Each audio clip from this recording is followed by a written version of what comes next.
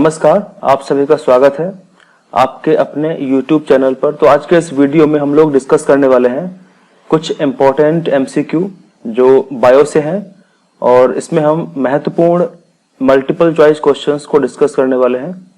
तो आपके सामने स्क्रीन पर पहला MCQ है, the term cell was given by, यानी जो सेल जो वर्ड है, ठीक है, इसको किसने दिया है। सेल टर्म को, कोशिका जो शब्द है, से किसने दिया है। तो आपके सामने ऑप्शंस हैं, Robert Hooke, Antonie van Leeuwenhoek, Robert Koch, William God. आपको बताना है इनमें से कि किसने सेल टर्म को दिया है। अगर आपने बेसिक सा पढ़ा हुआ है सेल के बारे में तो आपको आइडिया हो गया होगा कि सेल के बारे में जो पहली बार जानकारी मिली थी, यानी जिसने सेल के बारे में बताया, सेल को बताया कि सेल चीज क्या होती है, वो रॉबर्ट हुक साहब थे। तो इसका करेक्ट आंसर क्या होगा, रॉबर्ट हुक होगा, जिन्होंने 1665 में 1665 में सेल की खोज की थी, ठीक है। और वो एक प्रकार की डेड सेल थी, एक प्रकार की मृत कोशिका थी जिसकी खोज करी थी। जो कहां से करी थी, जो प्लांट से करी थी, ठीक है। प्लांट से इन्होंने प्लांट का एक टुकड़ा लिया, उसको माइक्रोस्कोप में देखा तो उसमें कुछ इस तरीके से स्ट्रक्चर दिखाई दिए, जिन स्ट्रक्चर्स को इन्होंने रूम बोला, स्मॉल रूम्स, और इन्हीं को सेल्स कहा गया। तो जो सेल वर्ड है, सेल टर्म है, वो किसने दिया था, रॉबर्ट हुक ने दिया था। अगर बात करें एंटोनी वॉन लीवनहॉक ने क्या किया था, तो इन्होंने लिविंग सेल के बारे में डिस्कवरी करी थी, यानी जो जीवित कोशिका होती है, ठीक है, जो जीवित कोशिकाएं होती हैं उनके बारे में इन्होंने बताया था। जैसे कौन कौन सी जीवित कोशिकाओं के बारे में बताया था, जैसे बैक्टीरिया, जिसे हिंदी में हम जीवाणु कहते हैं, ठीक है। बैक्टीरिया जहां भी होगा वो जीवित होगा, लिविंग होगा। उसके अलावा प्रोटोजोआ हो गया, ठीक है, प्रोटोजोआ।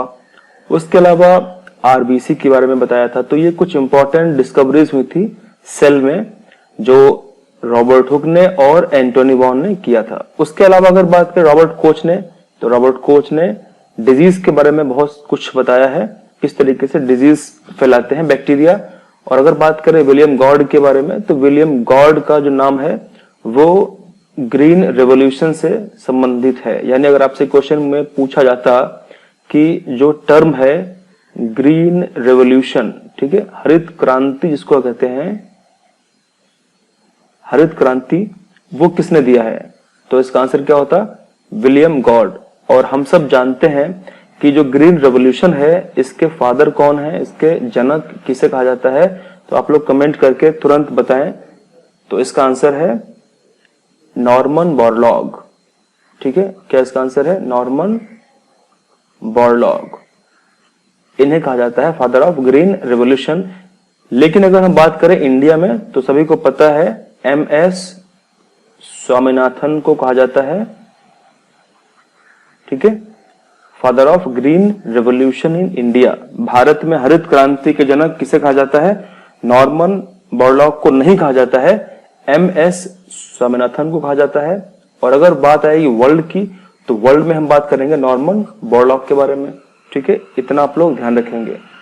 तो ये कुछ इंपॉर्टेंट चीजें हैं सेल के बारे में जो डिस्कस करी, और ग्रीन रेवोल्यूशन क्या होता है उसके बारे में थोड़ा सा डिस्कस किया है। अब इसके आगे अगर बात करें हम, हमारा क्वेश्चन नंबर 2, तो इसमें लिखा हुआ है कि which is not a cell, ठीक है, इनमें से कौन सा सेल नहीं है, which is not a cell, कौन सा कोशिका नहीं है। या फिर यहाँ पे ये भी हम कह सकते थे कि जो सेल थ्योरी है, ठीक है, जो कोशिका सिद्धांत है, वो इनमें से किसके ऊपर अप्लाई नहीं होता है, मतलब इनमें से गिवन ऑप्शंस में से किसके ऊपर सेल थ्योरी अप्लाई नहीं होती है। तो जैसा हम जानते हैं सेल थ्योरी क्या बोलती है कि जो लाइफ है, जो जीवन है, वो केवल कहां संभव है, केवल कहां पॉसिबल है, वो सेल में पॉसिबल है। यानी अगर कोई भी चीज कोशिका से बनी है, कोई भी चीज कोशिकीय है, ठीक है, कोई भी चीज अगर सेलुलर है तो उसके अंदर जीवन होगा। अगर कोई चीज कोशिकीय नहीं है, कोशिका से नहीं बनी हुई है, तो उसमें जीवन नहीं हो सकता है। अब यहाँ पे अगर ऑप्शंस को देखें तो एल्गी, एल्गी क्या होते हैं, शैवाल इनको बोलते हैं, ठीक है, शैवाल। तो शैवाल कोशिकीय होते हैं, और ये कैसे होते हैं, बहुकोशिकीय होते हैं, मल्टी सेलुलर होते हैं। उसके अलावा बात करें बैक्टीरिया के बारे में, तो बैक्टीरिया भी क्या होते हैं, ये भी सेल से ही बने होते हैं, सेल ही होते हैं। और ये कैसे होते हैं? ये होते हैं यूनिसेलुलर, ठीक है, यानी ये होते हैं एक कोशिकीय। इसीलिए ये सूक्ष्म होते हैं और हमको हमारी आंखों से दिखाई नहीं पड़ते हैं। इनको हमको देखने के लिए माइक्रोस्कोप यानी सूक्ष्मदर्शी की आवश्यकता पड़ेगी, ठीक है। तो अगर इसके अलावा और बात करें वायरस के बारे में, तो वायरस जो है ये ऐसा एकमात्र इस ऑप्शन में, यहाँ पे ऑप्शंस में दिया गया है जो एक्चुअली सेल नहीं है। जो सेल थ्योरी है वो वायरस के ऊपर अप्लाई नहीं होती है, ठीक है, क्योंकि वायरस जब सेल के अंदर प्रवेश करता है तब ये एक्टिव हो जाता है, सक्रिय हो जाता है, संख्या को बढ़ाने लगता है। और जब इस सेल के बाहर कहीं पे होता है तो वहां पे ये इनएक्टिव रहता है, ये डीएक्टिवेट रहता है, संख्या को नहीं बढ़ाता है। तो इसीलिए इसको बोलते हैं कि the boundary between living and non living, ठीक है, जीवित और मृत के बीच की कड़ी को क्या कहते हैं? वायरस कहते हैं। इसके अतिरिक्त अगर बात की जाए फंजाई का मतलब क्या होता है? फंजाई को हम बोलते हैं कवक, ठीक है। फंजाई कैसा है? फंजाई भी यूकैरियोट होते हैं, यूकैरियोट्स होते हैं ये।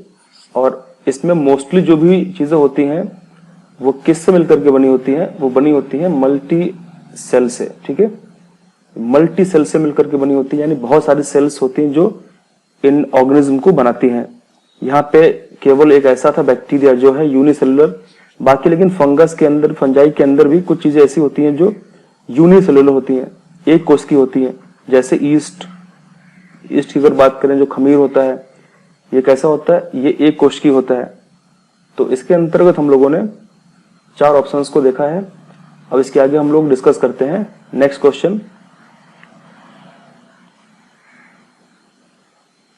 तो नेक्स्ट क्वेश्चन में लिखा हुआ है कि cell wall of plant is mainly composed of, यानी जो पौधे होते हैं, पौधों की कोशिका भित्ति मुख्य रूप से किस चीज की बनी होती है? हम सब जानते हैं कि जो सेल वॉल है वो एक मेजर कॉन्स्टिट्यूएंट है प्लांट सेल का, ठीक है। प्लांट सेल के चारों ओर जो उसका आउटर कवर होता है वो किसका बना होता है? सेल वॉल का बना होता है। और एनिमल में सेल मेम्ब्रेन, कोशिका झिल्ली पाई जाती है। तो इसमें आपको बताना है कि सेल वॉल ऑफ प्लांट, पौधे की कोशिका भित्ति किस चीज की बनी होती है? तो ऑप्शंस हैं प्रोटीन, सेलुलोज, लिपिड या स्टार्च।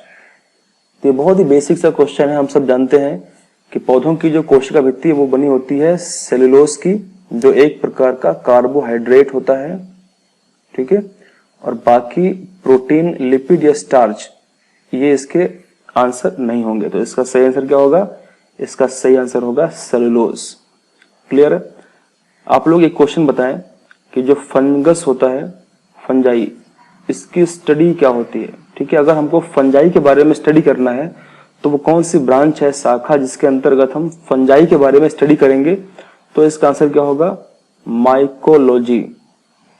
माइकोलॉजी ब्रांच के अंतर्गत हम स्टडी करते हैं फंजाई की, ठीक है।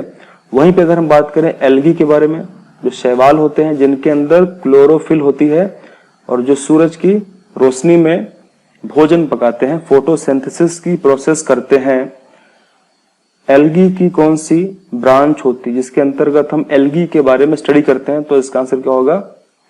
फाइकोलॉजी, ठीक है। इसमें हम एल्गी के बारे में स्टडी करते हैं।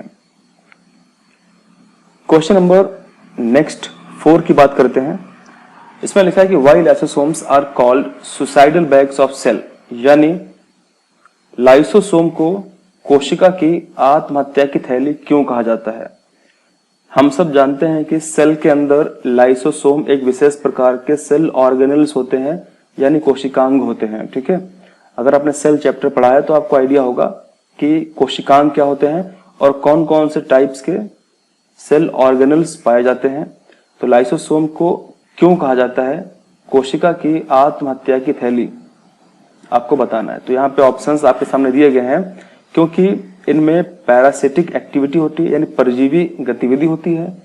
दूसरा ऑप्शन है प्रेजेंस ऑफ फूड वैक्यूल, इनमें भोजन रिक्तिका की उपस्थिति होती है। अगला है हाइड्रोलिटिक एक्टिविटी, यानी हाइड्रोलाइटिक गतिविधि होती है। और अगला है कैटालिटिक एक्टिविटी, यानी उत्प्रेरक गतिविधि होती है। तो इसमें जो सही आंसर है आप लोग कमेंट करके बताएं, सही इसका आंसर क्या है। लाइसोसोम का सुसाइडल बैग होना ये पैरासाइटिक एक्टिविटी का कोई यहाँ पे रोल नहीं है, ना ही यहाँ पे प्रेजेंस ऑफ फूड वैक्यूल, ठीक है, भोजन रिक्तिका की कोई यहाँ पे इसका भी कोई रोल नहीं है, और कैटालिटिक एक्टिविटी उत्प्रेरक गतिविधि का भी कोई रोल नहीं है। इसका सही आंसर क्या है? हाइड्रोलिटिक गतिविधि, ठीक है। यानी एक प्रकार से अगर बात करें, जो हाइड्रोलिटिक गतिविधि होती है इसके अंदर एंजाइम्स होते हैं जो डाइजेस्ट करते हैं सेल के अंदर के मटेरियल को, यानी जितने भी कोशिका के भीतर के पदार्थ होते हैं उनको डाइजेस्ट कर लेते हैं। इसीलिए यहाँ पे जो हाइड्रोलिटिक एक्टिविटी है यही इसका करेक्ट आंसर हो जाएगा, ठीक है। तो इसका आंसर होगा सी। अब बात करते हैं क्वेश्चन नंबर 5 पे और देखते हैं इसका आंसर सही क्या। आप लोग कमेंट करते रहें। तो इसमें लिखा हुआ है कि plant cell without cell wall, यानी पादप कोशिका बिना कोशिका भित्ति के क्या कहलाती है, क्या कहा जाता है उसको? अगर कोई प्लांट सेल है जिसके चारों तरफ सेल वॉल नहीं है तो क्या कहते हैं उसको हम? तो उसको हम क्या कहते हैं? क्या उसको हम प्रोप्लास्ट कहते हैं, या उसको हम प्रोटोप्लास्ट कहते हैं, या उसको न्यूक्लियोप्लाज्म कहते हैं, या उसको एक्सप्लांट कहते हैं? तो इसका सही आंसर क्या है? प्रोटोप्लास्ट कहा जाता है, ठीक है। विशेष एंजाइम्स की मदद से और विशेष पर्पस के लिए हम क्या करते हैं, प्लांट सेल जो होती है, यानी जो पादप कोशिका होती है, उसके चारों ओर की जो सेल वॉल होती है उसको हम डिकम्पोज कर देते हैं, हटा देते हैं with the help of certain enzymes, कुछ एंजाइम्स की मदद से। तो उसको हम कहते हैं प्रोटोप्लास्ट, ठीक है। नेक्स्ट क्वेश्चन की बात करते हैं, क्वेश्चन नंबर 6। तो इसमें कहा गया है कि the kitchen of plant cell, यानी जो पादप कोशिका होती है, ठीक है, उसकी रसोई किसे कहा जाता है? The kitchen of plant cell is called, किस चीज को कहते हैं किचन ऑफ प्लांट सेल? बहुत ही बेसिक सा क्वेश्चन, आप लोग सोच के बताइए इसका आंसर क्या होगा। क्या सेल वॉल को कहते हैं या न्यूक्लियस को? सेल वॉल का मतलब कोशिका भित्ति होता है, ठीक है। न्यूक्लियस का मतलब केंद्रक होता है, और वैक्यूल्स का मतलब रिक्तिका होता है, ठीक है, और प्लास्टिड का मतलब लवक होता है। तो इसमें सही आंसर क्या होगा? किस चीज को हम कहेंगे किचन ऑफ प्लांट सेल? पादप कोशिका की रसोई किसे कहा जाता है? तो बहुत ही बेसिक सा क्वेश्चन है, कमेंट करके आप लोग बताएं। सेल वॉल को बिल्कुल नहीं कहेंगे, न्यूक्लियस बिल्कुल नहीं, क्योंकि हालांकि न्यूक्लियस क्या करता है, ये हमारे सेल का ब्रेन कहलाता है, कोशिका का ब्रेन, मस्तिष्क अगर आपसे पूछे तो आप क्या करके आएंगे? न्यूक्लियस कहलाता है। केंद्रक को कोशिका का मस्तिष्क कहते हैं, क्योंकि ये कोशिका के अंदर जितनी भी एक्टिविटीज होती है उनको कंट्रोल करने का प्रयास करता है, इसीलिए इसको ब्रेन ऑफ सेल कहते हैं। वैक्यूल्स रिक्तिकाएं होती हैं। प्लांट्स की अगर बात करें तो प्लांट सेल में इनका जो साइज होता है, आकार बहुत ज्यादा बड़ा होता है, लार्ज होता है, और एनिमल सेल में अगर होंगे ये तो बहुत छोटे होते हैं, स्मॉल होते हैं, ठीक है। इनका कोई रोल नहीं है किचन के रूप में अगर बात करें तो बचा आंसर है प्लास्टिड, यही सही आंसर है, ठीक है। जो लवक होते हैं वही यूज होते हैं as a kitchen of plant, लेकिन कौन सा होता है? इसमें कई टाइप्स के लवक होते हैं, जैसे ल्यूकोप्लास्ट, ठीक है, दूसरा क्रोमोप्लास्ट, उसके अलावा तीसरा क्लोरोप्लास्ट। तो अगर आपसे क्वेश्चन पूछता है कि इनमें से कौन सा लवक होता है जिसको हम कहते हैं किचन ऑफ प्लांट सेल, तो इनमें से फिर इसका आंसर क्या होता है? क्लोरोप्लास्ट होता है, ठीक है। जैसा हम सब जानते हैं, ल्यूको का मतलब क्या होता है? व्हाइट होता है या फिर कलरलेस होता है, ठीक है, रंगहीन होता है, यानी जहां पे कोई कलर शो नहीं होता वहां पे हम बोलते हैं कि वो ल्यूको है, ठीक है। जैसे अगर हम बात करें डब्ल्यूबीसी की, डब्ल्यूबीसी मतलब क्या होता है? व्हाइट ब्लड सेल्स, तो इनको हम कहते हैं ल्यूकोसाइट्स, ठीक है, ल्यूकोसाइट्स इन्हें हम कह सकते हैं, क्योंकि ये श्वेत होती हैं, व्हाइट होती है, कलरलेस होती हैं, क्लियर है। तो ल्यूकोप्लास्ट मतलब ये ऐसे लवक होते हैं जो कलरलेस होते हैं। फिर यहाँ पे अगला है क्रोमो, इसका मतलब क्या होता है? क्रोमो का मतलब होता है कलर, ठीक है, जिसके पास कलर हो, कलर्ड हो, रंगीन हो वो, तो जो रंगीन होगा वो होगा क्रोमो, ठीक है, यानी जिसके अंदर बहुत सारे कलर शो होंगे वो क्रोमोप्लास्ट होता है। और फाइनली जो क्लोरो है, इसका मतलब होता है केवल ग्रीन, जो हरा होगा, ग्रीन, जो केवल हरा कलर शो करेगा तो वो होगा क्लोरोप्लास्ट, ठीक है। इसी को कहते हैं किचन ऑफ प्लांट सेल, क्योंकि ये ग्रीन लीव्स में होता है, हरी पत्तियों में होता है। और हम सब जानते हैं कि सूर्य के प्रकाश की उपस्थिति में हरी पत्तियां क्या करती हैं? पौधे अपना भोजन पकाते हैं, फोटोसिंथेसिस की प्रक्रिया प्रोसेस करते हैं, जिसके तहत वो एनवायरमेंट में ऑक्सीजन को छोड़ते हैं, ठीक है, और ग्लूकोज को यानी कार्बोहाइड्रेट को अपने बॉडी में, प्लांट बॉडी में स्टोर करके रखते हैं। तो इसी को कहते हैं हम किचन ऑफ प्लांट सेल। क्या है? क्लोरोप्लास्ट। वैसे इसमें आंसर क्या होगा? प्लास्टिड होगा। ठीक है, थोड़ी सी अगर बात करें कि who coined the word plastid, यानी लवक जो शब्द है वो किसने दिया है, तो इसका आंसर है अर्नेस्ट हैकल। अब बात करते हैं क्वेश्चन नंबर नेक्स्ट। तो इसमें लिखा हुआ बहुत ही इजी क्वेश्चन, इसमें लिखा हुआ है कि the control unit of cell, यानी कोशिका की जो नियंत्रण इकाई है, कि आखिरकार ऐसा सेल में क्या है, कोशिका में क्या चीज है जो कोशिका को नियंत्रित करती है। तो इसका सही आंसर आपको बताना है न्यूक्लियस है या कोशिका भित्ति यानी केंद्रक है, या कोशिका भित्ति है या साइटोप्लाज्म है यानी कोशिका द्रव है, या फिर सभी है। तो इसमें सही आंसर क्या हो सकता है? न्यूक्लियस है। ठीक है, केंद्रक को क्या कहते हैं? केंद्र को कहते हैं कंट्रोल यूनिट ऑफ सेल, या इसको बोलते हैं ब्रेन ऑफ सेल, जिसके द्वारा सेल की सारी एक्टिविटीज को, गतिविधियों को नियंत्रण किया जाता है। सेल वॉल, साइटोप्लाज्म ये नहीं हो सकता। क्लियर है? तो बात करते हैं क्वेश्चन नंबर नेक्स्ट की। तो अगले क्वेश्चन की अगर हम बात करें तो इसमें क्वेश्चन 8 में लिखा हुआ है the cell capable of changing shape are, मतलब ऐसी कौन सी कोशिकाएं हैं जो अपना जो उनका शेप है। ठीक है, ये बिल्कुल गलत यहाँ पे लिखा हुआ है। क्लियर है? क्या लिखा हुआ है कि the cells capable of changing their shapes, यानी कौन कौन सी कोशिकाएं होंगी जो अपना आकार आसानी से बदल लेंगी, परिवर्तित कर लेंगी। अमीबा है, बिल्कुल सबको पता है कि जो अमीबा कोशिका है वो अपना आकार बदलती रहती है। अभी वो इस तरीके से होगा, फिर आफ्टर सम टाइम अमीबा इस तरीके से हो जाएगा। ठीक है, फिर ऐसे हो जाएगा, तो वो अपना आकार बदलता रहता है। उसी प्रकार अगर बात करें WBC की, जो एक ब्लड सेल है, व्हाइट ब्लड सेल है, ये भी अपना आकार बदलती रहती है। तो इसका आंसर होगा बोथ ऑफ दीज। ठीक है, तो इसका आंसर होगा बोथ ऑफ दीज, दोनों ही ऑप्शंस करेक्ट हैं। आप लोग ध्यान रखेंगे, जो ब्लड चैप्टर है जिसके अंतर्गत हम पढ़ते हैं WBC के बारे में, एक एक चीज डिस्कस की जाएगी क्लास में। ओके, तो इसके आगे फिर नेक्स्ट क्वेश्चन की अगर बात करें, अब यहाँ पे लिया गया है कि जो मुर्गी का अंडा है, जो हेन्स एग है, या यहाँ पे हम बोल सकते हैं कि एनी बर्ड्स एग। ठीक है, किसी भी पक्षी का जो अंडा हो सकता है, ऑस्ट्रिच का अंडा हो सकता है, किसी भी चीज का अंडा, किसी पक्षी का अंडा हो सकता है, वो एक्चुअली जो है, अब देखिए यहाँ पे ऑप्शंस थोड़े गड़बड़ हो गए हैं, यहाँ पे ऑप्शंस थोड़े से गड़बड़ हो गए, ये हमको कट करने पड़ेंगे। ठीक है, तो WBC अमीबा, ये पिछले वाले ऑप्शंस यहाँ पे आ गए हैं। तो यहाँ पे हम ऑप्शंस को क्रिएट कर लेते हैं। यहाँ पे लिखा हुआ है कि मुर्गी का अंडा जो है, हेन्स एग, वो क्या है। तो यहाँ पे हम नंबर 1 ऑप्शन जो हमारा है वो है सेल, कोशिका है। ठीक है, दूसरा हमारा ऑप्शन है ऑर्गन है।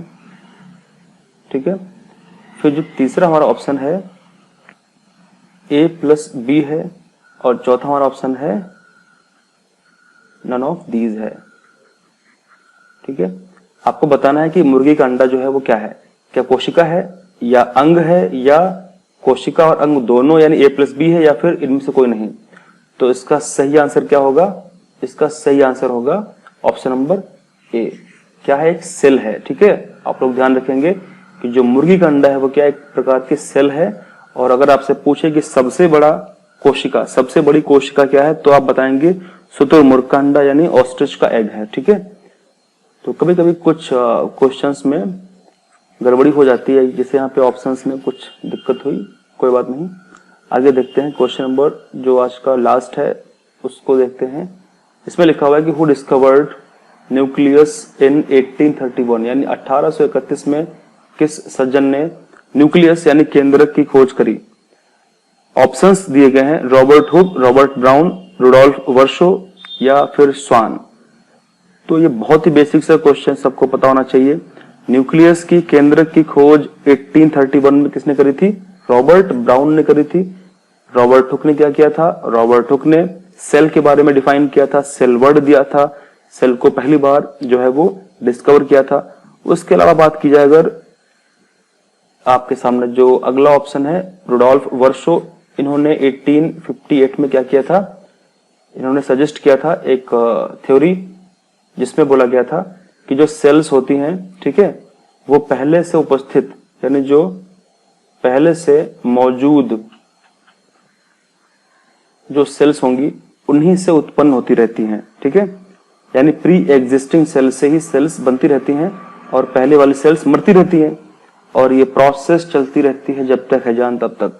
अगला है सॉन यानी स्लेडन और सॉन ने क्या किया था, इन लोगों ने सेल थ्योरी दिया था 1839 में, कोशिका सिद्धांत प्रस्तुत किया था जिसमें बहुत सी बातें बताई गई थी।